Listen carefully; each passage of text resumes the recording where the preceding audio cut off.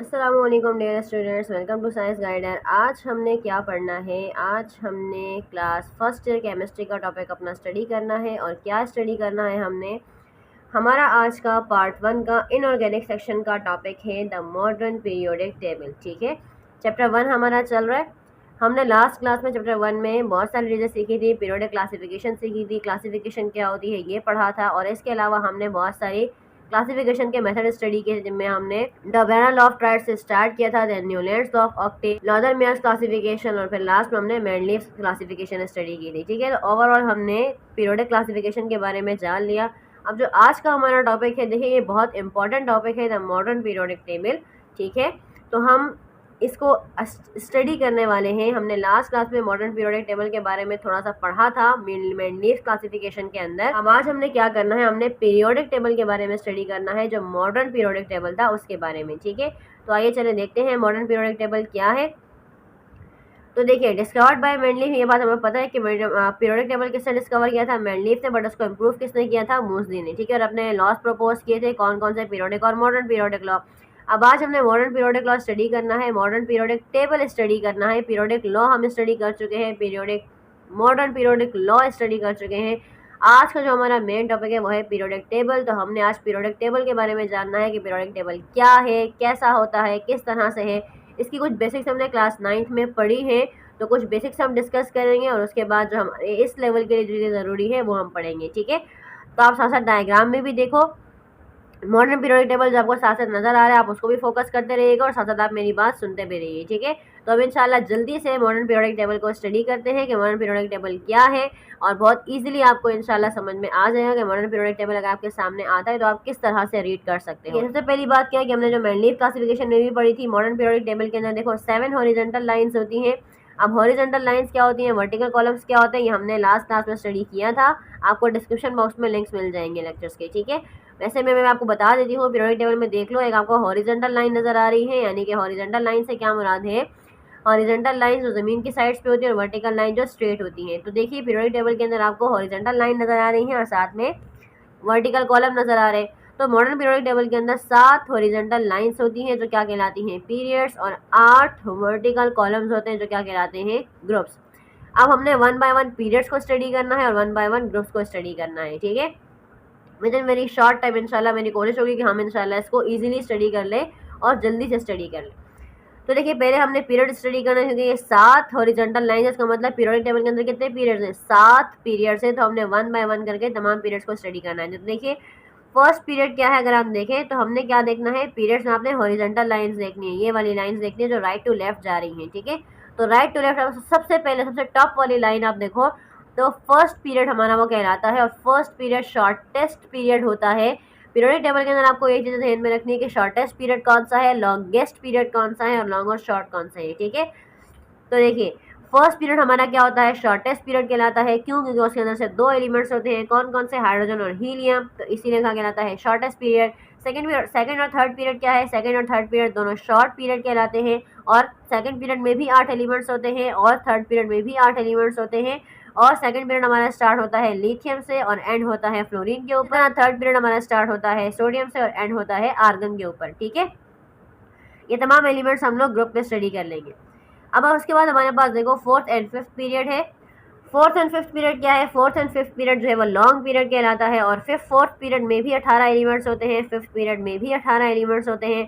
4th period हमारा start होता है के से, के सिंबल होता है पोटेशियम का, और एंड होता है के आर पे, क्रिप्टॉन के ऊपर। 5th पीरियड हमारा स्टार्ट होता है रुबिडियम से और एंड होता है जीनॉन के ऊपर। आप लोगों का साथ साथ पीरियोडिक टेबल देखते जाओ, वहाँ पर तमाम एलिमेंट्स मौजूद हैं। ठीक है, उसके बाद 6th पीरियड क्या है? अच्छा देखो, 6th पीरियड हमारा लॉन्गेस्ट पीरियड कहलाता है। First period shortest period, 6th period longest period. 6th period क्या है? लॉन्गेस्ट पीरियड है और इसमें मैक्सिमम 32 एलिमेंट्स आते हैं। अब जो 32 एलिमेंट्स है ना, ये सारे के सारे 6th रोज में नहीं आते, इनमें 14 एलिमेंट नीचे भी अगर आप देखो तो पीरियोडिक टेबल में नीचे भी जो पीरियोडिक टेबल है ना, वो पीरियोडिक टेबल खत्म होने के बाद नीचे 2 अलग से लाइंस लगी हुई हैं। ठीक है, तो वो लाइंस भी इंक्लूड की जाती है पीरियोडिक टेबल की लाइंस के ऊपर जो ऊपर मौजूद है। तो वो 2 लाइंस हैं, वो 2 सीरीज कहलाती है। एक का नाम लेंथेनाइट सीरीज है और एक का नाम एक्टिनाइट सीरीज है, और उसमें 14 एलिमेंट्स होते हैं। एक सीरीज में भी 14 एलिमेंट्स हैं, दूसरी सीरीज के अंदर भी 14 एलिमेंट्स हैं। तो उन 14 में से एक जो सीरीज है जो लेंथेनाइट सीरीज कहलाती है, वो हम इंक्लूड कर लेते हैं 6th पीरियड के अंदर। 6th पीरियड में टोटल हमारे पास एलिमेंट्स हो जाते हैं 32, और इसमें लैंथेनाइट सीरीज भी इंक्लूडेड होती है। और ये हमारा लॉन्गेस्ट पीरियड है। और ये कहाँ से स्टार्ट होता है? ये स्टार्ट होता है CS से यानी सीजियम से और एंड होता है रेडॉन के ऊपर। ठीक है, 7th पीरियड क्या होता है? 7th पीरियड इनकम्प्लीट पीरियड कहलाता है, यानी वो पीरियड कंप्लीट नहीं है, उसमें एलिमेंट्स कंप्लीट नहीं है, लेकिन उसमें भी 32 एलिमेंट्स होते हैं मैक्सिमम, लेकिन मजीद की भी गुंजाइश है, तो इसीलिए इसको इनकम्प्लीट पीरियड कहा जाता है। और इसके अंदर भी जो लास्ट सीरीज मौजूद है नीचे हमारे बॉटम के ऊपर एक्टिनाइट सीरीज, वो 6 पीरियड में इंक्लूड हो जाती है। तो एक्टिनाइट सीरीज में भी कितने एलिमेंट्स हैं? 14 एलिमेंट्स हैं। तो 14 एलिमेंट्स इसके और इसके अलावा 7th लाइन में जितने एलिमेंट्स हैं उन सबको मिलाकर 32 मैक्सिमम बनते हैं। बट 7th पीरियड क्या कहलाता है? इनकम्प्लीट पीरियड कहलाता है। ठीक है जनाब, तो आपको क्या याद रखना है? आपको ये याद रखना है कि पीरियड्स कितने होते हैं? टोटल 7 पीरियड्स होते हैं। 7 पीरियड में शॉर्टेस्ट पीरियड कौन सा होता है? 1st, और लॉन्गेस्ट पीरियड कौन सा होता है? 6th, और इनकम्प्लीट पीरियड कौन सा होता है? 7th, और बाकी 2nd और 3rd शॉर्ट पीरियड होते हैं, और 4th and 5th long period होते हैं। ठीक है, लास्ट हमें पीरियड के बारे में स्टडी करनी है, वो क्या है? In periods properties of elements changes from left to right, क्योंकि पीरियड लेफ्ट टू राइट जा रहा होता है। तो अगर हम लेफ्ट टू राइट एलिमेंट्स की स्टडी करते हैं तो हर एलिमेंट की physical and chemical properties change होती है दूसरे एलिमेंट के साथ। तो पीरियोडिक पीरियड्स के अंदर क्या होता है? प्रॉपर्टीज ऑफ एलिमेंट्स चेंज हो रही होती है from left to right. Clear हो गया यहाँ तक? तो ये हमारी बात हो गई पीरियड्स के बारे में। अब हम आते हैं ग्रुप्स के बारे में। ठीक है, ग्रुप्स हमने क्या पढ़ा कि ग्रुप्स कितने होते हैं? 8 वर्टिकल कॉलम्स होते हैं, जो क्या कहलाते हैं? ग्रुप्स कहलाते हैं। अब यहाँ पर मजीद क्या चीज़ पढ़नी है? यहाँ पर ये हमें पढ़ना है कि अब ग्रुप्स को भी 2 ग्रुप्स में डिवाइड कर दिया गया है। ठीक है, जो 1 से लेकर 8 ग्रुप्स है ना, इन ग्रुप्स को 2 मजीद छोटे ग्रुप्स में डिवाइड कर दिया गया है।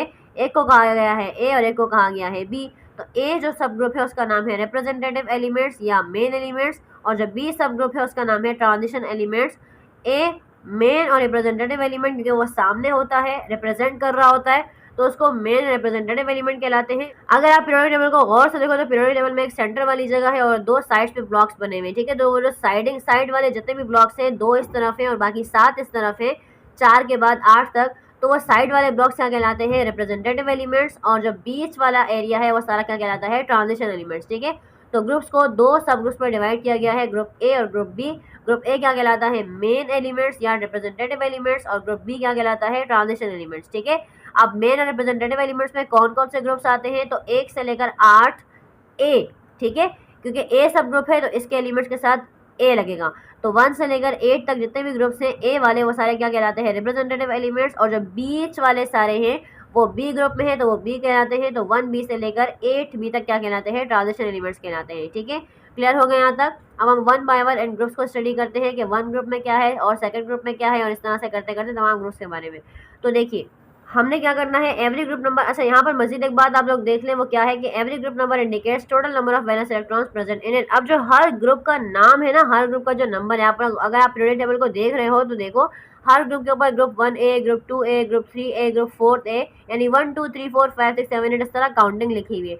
तो वो बिला वजह नहीं है, उसका भी रीज़न है। उसका रीज़न क्या है कि जिस ग्रुप में जितने एलिमेंट्स मौजूद है ना, तो वो उनके वैलेंस इलेक्ट्रॉन्स की नंबरिंग के हिसाब से ग्रुप का नंबर है। ठीक है, तो जिन एलिमेंट्स के वैलेंस इलेक्ट्रॉन में 1 इलेक्ट्रॉन है तो वो ग्रुप 1 में आते हैं, जिनके 2 है वो ग्रुप 2 में आते हैं, जिनके 3 है वो ग्रुप 3 में आते हैं। इस तरह करते करते जो 8 ग्रुप्स हैं, तो 8 नंबर का मतलब क्या है कि उसके वैलेंस शेल में 8 इलेक्ट्रॉन्स हैं। तो ये बात आपको समझ में आनी चाहिए कि हर ग्रुप का जो नंबर है वो किस बेस पर है?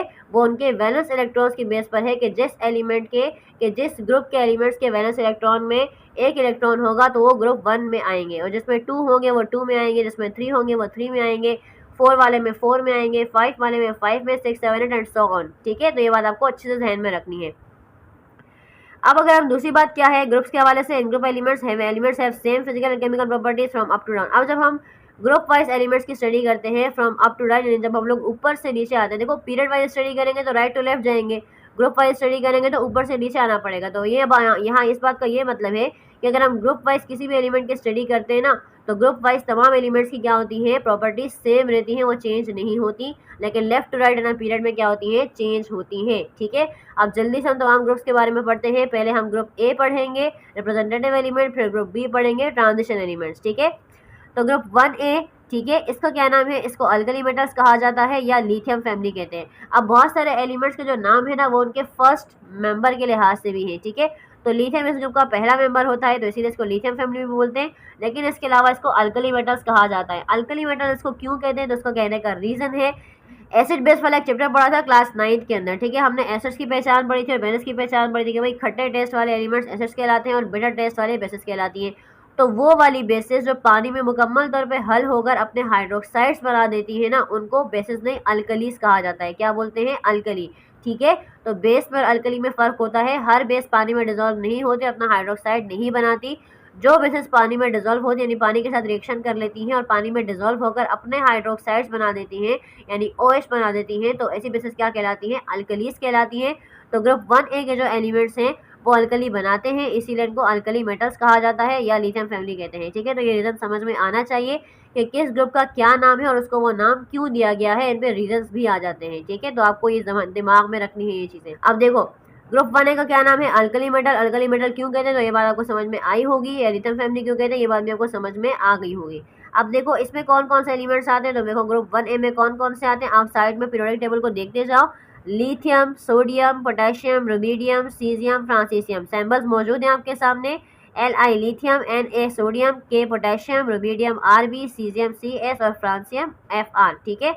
अब दूसरी बात वैलेंस शेल कंटेंट, जैसे मैंने आपको ऊपर बताया कि हर ग्रुप नंबर क्या शो कर रहे हैं? अपने वैलेंस इलेक्ट्रॉन्स को। तो ग्रुप 1A का मतलब क्या है? इनके वैलेंस शेल में कितने इलेक्ट्रॉन्स होंगे? 1 इलेक्ट्रॉन। तो यहाँ पर यही बात लिखी हुई है, ठीक है। आगे on reaction they lose 1 electron and form univalent cation. अब जो क्या होता है, जब ग्रुप 1A के एलिमेंट किसी भी दूसरे एलिमेंट के साथ रिएक्शन करते हैं तो क्या करते हैं, क्योंकि इनके पास एक ही वैलेंस इलेक्ट्रॉन होता है तो ये अपना एक वैलेंस इलेक्ट्रॉन दे देती हैं और क्या बनाती हैं? यूनिवेलेंट कैटाइन। तो यूनि का मतलब होता है 1।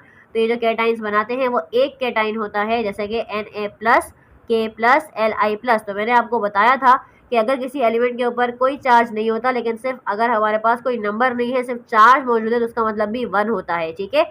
तो Na+ का मतलब है कि Na ने 1 इलेक्ट्रॉन दिया है, K+ का मतलब है K ने 1 इलेक्ट्रॉन दिया है, Li का मतलब है कि Li ने 1 इलेक्ट्रॉन दिया है, ठीक है। अगली बात वही है कि इनको अल्कली मेटल्स क्यों बोलते हैं, तो मैंने आपको बता दिया कि वो बेसिस जो पानी में हल हो जाते हैं और अपने हाइड्रोक्साइड्स बनाते हैं, इनको क्या बोलते हैं? अल्कलीस बोलते हैं। तो ग्रुप 1A के एलिमेंट्स क्या करते हैं? अल्कली बनाते हैं, वो एज अल्कली बिहेव करते हैं, तो इसीलिए इनको अल्कली मेटल्स कहा जाता है। एग्जाम्पल आप देख लो, Na जब वाटर के साथ रिएक्शन करते हैं तो क्या बनाता है? अपना हाइड्रोक्साइड NaOH क्लियर है यहाँ तक। अब ग्रुप 2 पर आते हैं, तो देखिए ग्रुप 2A को अल्कलाइन अर्थ मेटल कहा जाता है या बेरिलियम फैमिली। बेरिलियम मैंने पीछे बताया है आपको कि जितने भी एलिमेंट्स होते हैं उनके तमाम एलिमेंट्स या उस ग्रुप का नाम उसके पहले मेंबर के लिहाज से दिया जाता है, तो इसका भी पहला मेंबर क्या है? बेरिलियम।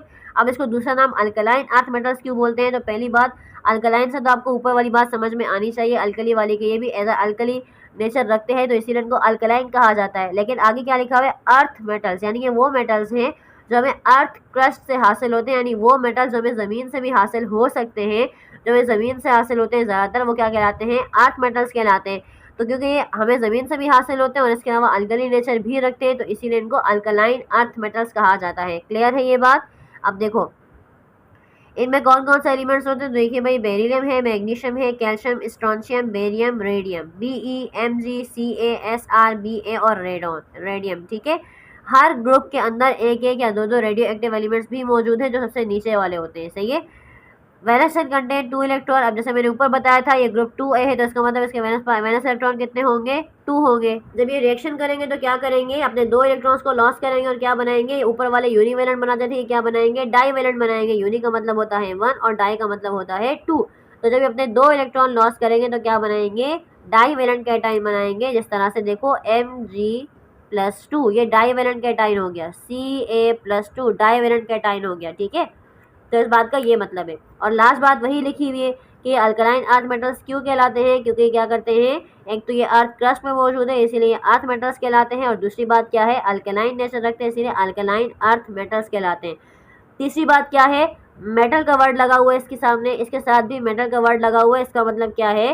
ग्रुप 1 के एलिमेंट सारे के सारे मेटल्स होते हैं और ग्रुप 2 के एलिमेंट भी सारे के सारे मेटल्स होते हैं। अब मेटल्स क्या होते हैं, तो मेटल्स वो एलिमेंट्स होते हैं जो बिजली को पास कर सकते हैं, यानी वो एलिमेंट्स जो लाइट को पास कर सकते हैं वो मेटल्स कहलाते हैं। तो ग्रुप 1A के एलिमेंट्स भी मेटल्स होते हैं और ग्रुप 2A के भी मेटल्स होते हैं, ठीक है। यहाँ तक क्लियर हो गया? गुड। नेक्स्ट हमारे पास क्या है? Group 3A। ग्रुप 3 को क्या बोलते हैं? Boron family. तो इसका कोई अदर नेम नहीं है तो इसको क्या बोलते हैं? Boron family. वही बात है कि पहला मेंबर इसका बोरॉन है इसलिए इसको बोरॉन फैमिली कहा जाता है। अब इसमें कौन कौन से एलिमेंट्स होते हैं, तो देखो boron, aluminium, gallium, indium, tellurium, ठीक है। बोरॉन बी सिंबल है, एल्यूमिनियम का An है, गैलियम का Ga है, इंडियम का In और Ti का टेलुरियम। ठीक है, अब इनके वैलेंस शेल में कितने इलेक्ट्रॉन्स होते हैं, तो ग्रुप 3A है, तो 3 का मतलब क्या है, वैलेंस शेल में कितने इलेक्ट्रॉन्स होंगे, 3 होंगे। और जब ये रिएक्शन करेंगे तो क्या करेंगे, 3 इलेक्ट्रॉन लॉस करेंगे और क्या बनाएंगे, ट्राई वैलेंट कैटआयन। क्या बनाएंगे, ट्राई वैलेंट कैटआयन। जैसे मैंने आपको पीछे बताया था, ट्राईवैलेंट कैटाइन मतलब जैसे बोरॉन है, ठीक है, तो +3 ये ट्राईवैलेंट कहलाया, एल्यूमिनियम +3 ट्राईवैलेंट कहलाया। ट्राई मतलब 3 और वैलेंट मतलब वैलेंसी। ठीक है, तो ये 3 इलेक्ट्रॉन लॉस करते हैं, तो इसीलिए क्या कहलाते हैं, ट्राईवैलेंट कैटाइन बनाते हैं। क्लियर हो गई ये बात। और कैटाइन किसको बोलते हैं, प्लस चार्ज को बोलते हैं। सही है, होप सो कि यहाँ तक आपको बात समझ में आई होगी। ग्रुप 4A, ग्रुप 4A को क्या कहते हैं, कार्बन फैमिली। अगेन वही रीजन, फर्स्ट मेंबर कार्बन है तो इसीलिए कार्बन फैमिली कहलाता है। कौन कौन से एलिमेंट्स आते हैं, कार्बन, सिलिकॉन, गैलियम, टेन और लेड। ठीक है, अब इसमें वैलेंस शेल में कितने इलेक्ट्रॉन है, तो भाई ग्रुप 4A है, तो इसका मतलब क्या है, 4 इलेक्ट्रॉन्स होंगे। और रिएक्शन के दौरान भी क्या करते हैं, 4 इलेक्ट्रॉन्स डोनेट कर देते हैं और क्या बनाते हैं, टेट्रावैलेंट कैटाइन बनाते हैं। ठीक है, अब लास्ट चीज़ क्या है इसके अंदर, देखो लेड एंड टिन के बारे में खास चीज़ लिखी हुई है कि लेड और टिन जो 2 एलिमेंट्स है इस ग्रुप के अंदर, वो वेरिएबल वैलेंसीज रखते हैं। वेरिएबल वैलेंसीज का मतलब होता है डिफरेंट वैलेंसीज रखते हैं। वो 2 वैलेंसी भी रखते हैं और 4 वैलेंसी भी रखते हैं, यानी वो 2 इलेक्ट्रॉन भी लॉस कर सकते हैं, 4 इलेक्ट्रॉन भी लॉस कर सकते हैं। ठीक है, अगला क्या है हमारे पास, ग्रुप 5A। ग्रुप 5A को क्या बोलते हैं, नाइट्रोजन फैमिली। अगेन वही रीजन के फर्स्ट मेंबर नाइट्रोजन है, इसीलिए इसको नाइट्रोजन फैमिली कहते हैं। दूसरी बात, कौन कौन से एलिमेंट्स आते हैं, तो देखो नाइट्रोजन, फॉस्फोर, एंटीमनी, बिस्मथ। ठीक है, इसमें ये तमाम एलिमेंट्स आते हैं। इनके वैलेंस शेल में कितने इलेक्ट्रॉन्स होते हैं, तो देखो 5 इलेक्ट्रॉन्स होते हैं। ठीक है, यहाँ पर भी जो नाइट्रोजन है वो भी वेरिएबल वैलेंसी रखता है, +3 भी रखता है और -5 भी रखता है। ठीक है, और अगला हमारे पास क्या है, ग्रुप 6A। ग्रुप 6A क्या कहलाता है, ऑक्सीजन फैमिली कहलाता है। अगली बात, उस पे कौन कौन से एलिमेंट्स होते हैं, तो देखो ऑक्सीजन है, सल्फर है, सेलेनियम है, टेलोरियम है और पोलोनियम है। ठीक है, वैलेंस शेल में कितने इलेक्ट्रॉन्स होते हैं, 6 इलेक्ट्रॉन्स होते हैं। ग्रुप 7A, इसका अदर नेम ज़रूर है, इसको हैलोजन फैमिली कहा जाता है। हैलोजन फैमिली क्यों कहते हैं, क्योंकि ये सॉल्ट बनाते हैं। ये तमाम एलिमेंट सॉल्ट प्रोड्यूस करते हैं, सॉल्ट बनाते हैं, तो सॉल्ट बनाने की इनकी इस एबिलिटी की वजह से इनको हैलोजन्स कहा जाता है। ठीक है, केमिस्ट्री में सॉल्ट फॉर्मिंग कंपाउंड्स को हैलोजन कहा, उनके लिए वर्ड हैलोजन यूज़ किया जाता है। तो ये जितने भी एलिमेंट्स हैं जो हैलोजन फैमिली के अंदर आते हैं, जो ग्रुप 7A के अंदर, वो सॉल्ट बनाते हैं, तो इसीलिए इनको हैलोजन फैमिली कहा जाता है। अब इसमें कौन कौन से एलिमेंट्स आते हैं, तो देखो fluorine, chlorine, bromine, iodine and astatine. जैसे मैंने पीछे आपसे जिक्र किया था कि हर ग्रुप में कोई ना कोई रेडियोएक्टिव एलिमेंट होता है मौजूद लास्ट में। तो हैलोजन में जो है वो 8 जो है एस्टाटीन ये रेडियोएक्टिव एलिमेंट होता है। ठीक है, इनके वैलेंस शेल में कितने इलेक्ट्रॉन्स हैं, तो भाई कौन सा ग्रुप है, ग्रुप 7, तो लाजमी बात है 7 इलेक्ट्रॉन्स होंगे। ठीक है, अब हमारे पास नेक्स्ट है ग्रुप 8A। ग्रुप 8A का भी अदर नेम है, कौन कौन से, इनके इसके 3 नाम है। इसको इनर्ट भी कहते हैं, इसको रेयर भी कहते हैं और इसको नोबल भी कहते हैं। अच्छा, इस ग्रुप में सारी की सारी गैसेस आती है। ठीक है, इस ग्रुप में जितने एलिमेंट्स हैं ना वो सारी की सारी गैसेस हैं। ठीक है, तो इनको इनर्ट गैस भी बोलते हैं, रेयर गैस भी बोलते हैं और नोबल गैसेस भी बोलते हैं। अब इसकी वजह क्या है, नोबल मतलब शरीफ, इनर्ट मतलब नॉन रिएक्टिव, रिएक्टिव नहीं होती हैं, रेयर मतलब बहुत कम पाई जाती है अगर हम एटमॉस्फेयर की बात करें तो। ठीक है, बहुत कम रिएक्टिव होती हैं। इनर्ट मतलब रिएक्शन नहीं देती बिल्कुल भी। अब इसका रीज़न होता है, इसका रीज़न क्या है, क्योंकि ये जो ग्रुप 8A है ना, इनके वैलेंस शेल कंप्लीट होते हैं, यानी पीरियोडिक टेबल के अंदर जो स्टेबल कंडीशन है, जो स्टेबल एलिमेंट्स हैं वो कौन से हैं, ग्रुप 8A के हैं। तो बाकी तमाम ग्रुप के एलिमेंट्स क्या करते हैं, वो इन जैसा बनना चाहते हैं, इनकी तरह स्टेबल रहना चाहते हैं, इसीलिए वो सारे के सारे रिएक्शंस करते रहते हैं। ठीक है, तो ग्रुप 8A क्या कहलाता है, इसकी सबसे पहले पहचान आपको पता होनी चाहिए कि ग्रुप 8A में जितने एलिमेंट्स हैं उनके वैलेंस शेल कंप्लीट होते हैं, तो इसीलिए उनको नोबल गैसेस भी कहा जाता है, इनर्ट भी कहा जाता है और रेयर गैसेस भी कहा जाता है। क्यों, क्योंकि ये किसी के साथ रिएक्शन नहीं करती हैं, शरीफ है बिल्कुल। ठीक है, इनर्ट वही नॉन रिएक्टिव है, रिएक्शन नहीं करेंगे। जब इनके पास वैलेंस शेल कंप्लीट है तो ये रिएक्शन क्यों करेंगी। ठीक है, तो इनको वैलेंस शेल इनका कंप्लीट होता है, तो इसलिए ये नॉन रिएक्टिव होती हैं, बहुत कम रिएक्शन देती हैं, या बहुत कम रिएक्शन में पार्टिसिपेट करती हैं। रेयर मतलब बहुत कम पाई जाती है और नोबल गैसेस मतलब वही है कि किसी के साथ छेड़छाड़ नहीं करती, किसी के साथ रिएक्शन नहीं देती, क्योंकि ये कंप्लीट होने को ज़रूरत नहीं होती ना लेने की ना देने की। ठीक है, तो देखो मैंने रीज़न लिखा हुआ है आगे, because they have complete valence shell, क्योंकि इनके पास वैलेंस शेल कंप्लीट होता है, so they are less reactive, और ये लेस रिएक्टिव इसीलिए ये लेस रिएक्टिव भी होती हैं। ठीक है, दूसरों के साथ, और बहुत कम पाई जाती हैं एटमॉस्फेयर में या रिएक्शंस में बहुत कम पार्टिसिपेट करती हैं, तो इसलिए इनको रेयर भी कहा जाता है। ठीक है, तो ये रीज़न था हमारे पास ग्रुप 8A का, कि ग्रुप 8A को ये 3 नाम क्यों दिए गए हैं, because of their complete valence shell. तो ये सबसे स्टेबल एलिमेंट्स होते हैं पीरियोडिक टेबल के अंदर, ये ग्रुप स्टेबल एलिमेंट्स का ग्रुप है। तो तमाम बाकी ग्रुप्स जो हैं वो इन जैसा बनना चाहते हैं, इनकी तरह स्टेबल रहना चाहते हैं, इसीलिए वो आपस में रिएक्शन करते रहते हैं अपने आप को स्टेबल करने के लिए। ठीक है, अब इसमें कौन कौन सा एलिमेंट्स आते हैं तो देखो, हीलियम है, neon, argon, krypton, xenon and radon. सही है। वैलेंस शेल में कितने इलेक्ट्रॉन्स होते हैं, क्योंकि ग्रुप 8 है तो 8 के 8 होते हैं, 8 ही चाहिए होते हैं, 8 ही उस शेल में आने चाहिए जितने जितने इनके पास होते हैं। तो इसीलिए इनका क्या है, वैलेंस शेल कंप्लीट होता है। अच्छा, इस ग्रुप में भी एक एलिमेंट है जिसका नाम हीलियम है। हीलियम के अलावा बाकी तमाम जो एलिमेंट्स हैं उन सबके वैलेंस शेल कंप्लीट होते हैं। जो हीलियम है हमारे पास, उसके पास वैलेंस शेल इनकम्प्लीट होता है। यानी इनकम्प्लीट से मुराद क्या है कि इसके पास जो है 2 इलेक्ट्रॉन्स होते हैं अपने वैलेंस शेल में, 8 नहीं होते। ठीक है। तो ग्रुप 8A में क्या है, हीलियम के अलावा बाकी जितने भी एलिमेंट्स हैं उन सबके पास 8 इलेक्ट्रॉन्स होते हैं इनके वैलेंस शेल में। ठीक है। जबकि हीलियम के पास कितने होते हैं, 2 इलेक्ट्रॉन्स होते हैं। ये भी कंप्लीट ही होता है, ऐसा नहीं कि इनकम्प्लीट होता है, लेकिन इसके पास 2 शेल्स होते हैं। इसका एटॉमिक नंबर ही 4 होता है, एटॉमिक नंबर ही 2 होता है ना, एटॉमिक मास 4 होते हैं। तो उसके पास 2 इलेक्ट्रॉन एक शेल में होते हैं, 2 दूसरे में होते हैं। तो उसके वैलेंस शेल में 2 इलेक्ट्रॉन्स पाए जाते हैं। ठीक है। तो हीलियम के अलावा बाकी सारों के पास क्या होते हैं, 8 वैलेंस इलेक्ट्रॉन्स होते हैं। क्लियर है। होप्स हो कि आपको ग्रुप 1A के बारे में तमाम बेसिक चीज़ें समझ में आई होंगी। ये बहुत बहुत बहुत बेसिक चीज़ें, इनको अच्छी तरह समझो, अच्छी तरह से याद करो। ठीक है, ताकि आपके जहन में बैठ जाए। तो ये सारी बात जो है वो ग्रुप ए के बारे में थी। अब ग्रुप बी पर आते हैं। ग्रुप बी क्या था, हमारे पास ट्रांजिशन एलिमेंट्स था, और उसमें कौन कौन से एलिमेंट्स आते हैं, ग्रुप 1B2 ग्रुप 8 भी, उसमें भी 8 ग्रुप्स होते हैं। ठीक है। अब इनकी ट्रांजिशन एलिमेंट्स की खास पहचान है। ठीक है। पहली बात तो ये कि सारे के सारे मेटल्स होते हैं। ट्रांजिशन एलिमेंट में सबसे ज़्यादा जो एलिमेंट्स हैं वो मेटल्स होते हैं। ठीक है। दूसरी बात, इनमें कौन कौन से एलिमेंट्स आते हैं तो 1B से लेकर 8B तक के एलिमेंट्स आते हैं, और इनकी खास पहचानें हैं। ठीक है। यानी ट्रांजिशन एलिमेंट्स की कुछ खास प्रॉपर्टीज़ हैं। क्या, पहली प्रॉपर्टी है कि वैलेंसीज बहुत डिफरेंट वैलेंसीज शो करते हैं। एक एक एलिमेंट भी बहुत सारी वैलेंसीज शो करता है। कोई +2 करता है, +3, +4। एक टाइम में एक एलिमेंट बहुत सारी वैलेंसीज शो करता है। ठीक है। यानी एक ही एलिमेंट +2 वैलेंसी भी रखता है, +3 भी रखता है, +4 भी रखता है, according to different conditions and different reactions. ठीक है। तो हर एलिमेंट की अलग अलग वैलेंसीज होती हैं और डिफरेंट वैलेंसीज होती हैं। तो पहली बात तो इनकी ये है कि ट्रांजिशन एलिमेंट में जितने भी एलिमेंट्स होते हैं उन सबके पास वेरिएबल वैलेंसीज होती हैं, यानी डिफरेंट वैलेंसीज होती हैं। दूसरी बात क्या होती है, जैसे valence shell incomplete. Transition elements में जितने भी एलिमेंट्स होते हैं उन सबके वैलेंस शेल्स जो है वो इनकम्प्लीट होते हैं, सिवाय जिंक के। जिंक का एटॉमिक नंबर 30 होता है, तो उसका वैलेंस शेल जो है वो मुकम्मल होता है। ठीक है। They form coloured compound. तीसरी की खास प्रॉपर्टी क्या है कि ये कलर्ड कंपाउंड्स बनाते हैं। ठीक है। ऊपर हमने ग्रुप ए के बारे में ऐसी कोई बात नहीं पढ़ी थी। ग्रुप ए वाले जो एलिमेंट्स होते हैं उनमें ऐसी कोई प्रॉपर्टी ज़्यादातर एग्जिस्ट करती है, लेकिन बहुत ज़्यादा नहीं करती। लेकिन जो ट्रांजिशन एलिमेंट्स होते हैं उनकी खास पहचान होती है कि वो वेरिएबल वैलेंसीज शो करते हैं, यानी एक एक एलिमेंट बहुत सारी वैलेंसीज रखता है। ठीक है। दूसरी बात, इनके वैलेंस शेल इनकम्प्लीट होते हैं, और तीसरी बात ये कि कलर्ड कंपाउंड्स बनाते हैं। जब भी रिएक्शन होता है तो ये कलर्ड कंपाउंड्स बनाते हैं, और ये खुद भी कलर्ड होते हैं। ठीक है। तो ये इनकी खास प्रॉपर्टीज़ हैं। ट्रांजिशन एलिमेंट्स के 3 मेन पॉइंट्स हैं जो आपको अच्छी तरह जहन में रखने हैं। ठीक है।